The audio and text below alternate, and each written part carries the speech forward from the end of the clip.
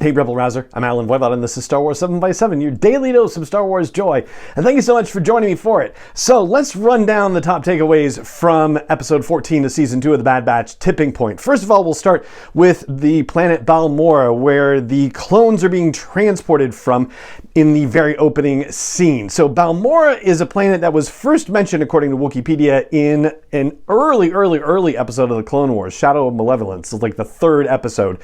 And it's a planet that was known for its heavy industry, its manufacturing, particularly of battle droids, for example, and they were a part of the Confederacy of Independent Systems, but naturally things didn't go well for that side. And so when the whole Republic fell and it became the Empire took over the joint, and somehow I guess there were clones there, but they had been imprisoned. We don't necessarily know why they were there, what they were doing there. Maybe they had occupied the planet or certain sections of the planet. But then as things devolved with the state of the clone troopers and the further questioning of orders and whatnot, it seems that they were taken into custody and they've been shipped off here and there. Wikipedia also references a source that says that this particular planet is where a lot of all-terrain armored transports are going to be manufactured in the future, if they're not already being manufactured right now at this time. For our second takeaway, we'll talk about Crosshair. So we've had our moment in this episode. This is the titular tipping point where Crosshair has decided that he is no longer on the side of the Empire, being dragged out and experimented on and interrogated and seeing other clones in prison cells. He is now moving over. I mean, whether he'll be able to reconcile with the Bad Batch is a whole other situation, but he has gone to the place where he tries to warn them of the impending danger to them and to Omega in specific. It's interesting for no other reason than it's interesting and we just don't know what the deal is, that he references Plan 88 in the transmission he sends out for the Bad Batch, which is referred to as the Seeker amongst the Bad Batch, and it just tells them that they are being hunted for, which Hunter says, this could be a trap, but, I don't know if it's necessarily the case that you can jump to that conclusion. Just notifying the Bad Batch that they're being hunted, like, how does that set a trap for them necessarily? Unless he's thinking, Crosshair is trying to tell us that he needs help, like they're jumping to that further conclusion, which, I guess under the circumstances is possible. But it's also interesting because the final episode of the season is going to be called Plan 99, and we don't necessarily know what Plan 99 is yet either, but I have a feeling it's probably going to have to do with rescuing Crosshair. Speaking of Hunter, we'll go to a third takeaway, which has to do with the fact that Hunter's giving conflicting feedback to people based on who he's talking to, basically. When he's talking to Shep of Pabu, and Shep says, hey, have you given any thought to just staying here permanently?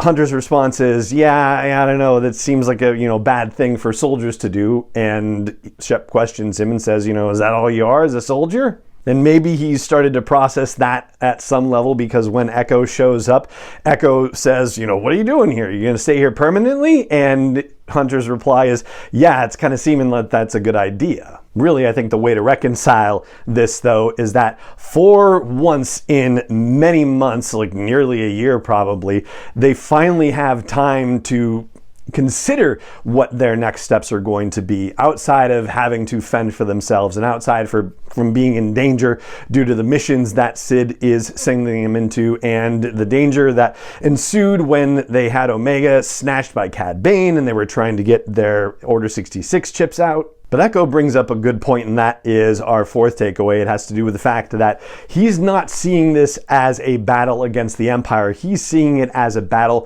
for his brothers. And we are seeing further depredations to the clones who remain. Echo's talking about a group of clones, a network of clones that are, in hiding and underground, and presumably some others are working to continue to save clones like we see in the opening scenes. It does remind me a bit of Obi-Wan Kenobi and The Path as described there, where they're trying to help people get out from under the thumb of the Empire, which means we may be setting Pabu up as a clone sanctuary for the future. For a fifth takeaway, I just want to note that they keep building the Tech and Omega relationship, and this is really fun having Tech give Omega flying lessons. I mean, he's the one who's been kind of minding her education anyway, so I guess it makes sense. I don't know why he's letting her fly that close to the city, because it seems like, for somebody who's learning to fly, that's going to be, sort of an accident danger. But yeah, it's fun to see the two of them together.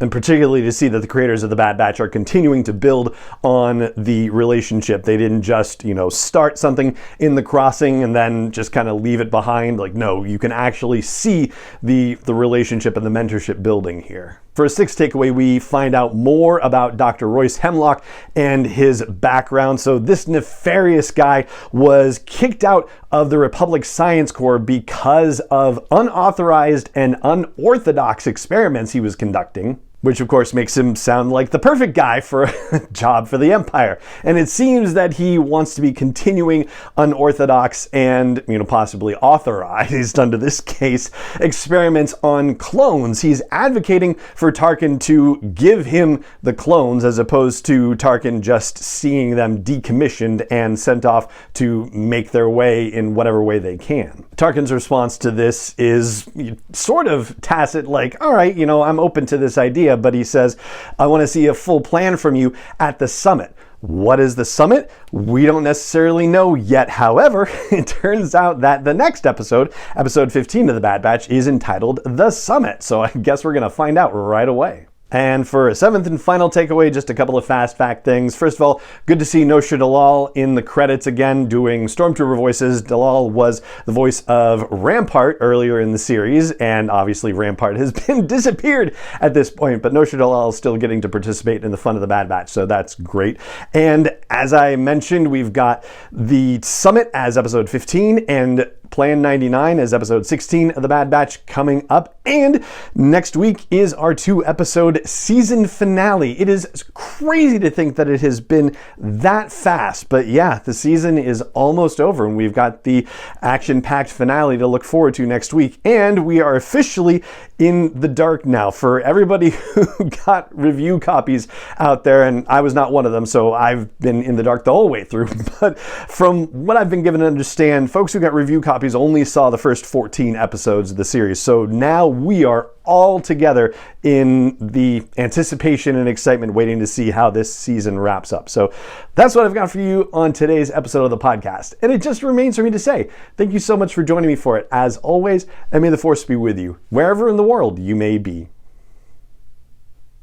7x7 is not endorsed or sponsored yet by Lucasfilm Limited, Disney, or 20th Century Fox, and is intended for entertainment and information purposes only. Star Wars, the Star Wars logo, all names and pictures of Star Wars characters, vehicles, and any other Star Wars related items are registered trademarks and/or copyrights of Lucasfilm Limited, or their respective trademark and copyright holders. May the Force be with them. All original content is copyright 2021 by Star Wars 7x7. We hope you love it.